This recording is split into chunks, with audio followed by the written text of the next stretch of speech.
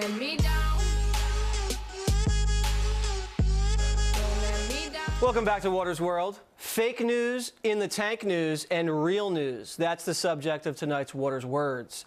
Americans are confused, and rightfully so, about the Obama administration allegedly wiretapping Trump Tower because we don't believe what the media tells us anymore. Here's an example why.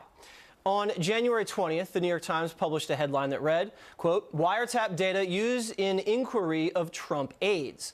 Reporter Michael Schmidt writes that U.S. law enforcement and intelligence agencies are examining intercepted communications as part of an investigation into possible links between Russia and Trump associates, and that the wiretap communications have been provided to the Obama White House. So, the New York Times reports the Obama White House knew there were people wiretapping Trump world? Sounds almost exactly what President Donald Trump tweeted about, right? But after the Trump tweet, on March 4th, here is now the New York Times headline as it appears. Trump offering no evidence, says Obama tapped his phones. The headline was written by the exact same writer, Michael Schmidt. No evidence? People look at the headlines and wonder, is the New York Times not a good enough source? Unbelievable. Now for some in-the-tank news. And just so you know, the next 4, possibly 8 years, will be eye-opening because Water's World will be able to perfectly show the media double standard, how it covers the exact same thing differently. Example 1. A Republican congressman, Jason Chaffetz, received massive negative press when he said this about the new Republican health care bill. Americans have choices, and they've got to make a choice. And so maybe rather than getting that new iPhone that they just love and they want to go spend hundreds of dollars on that, maybe they should invest it in their own health care.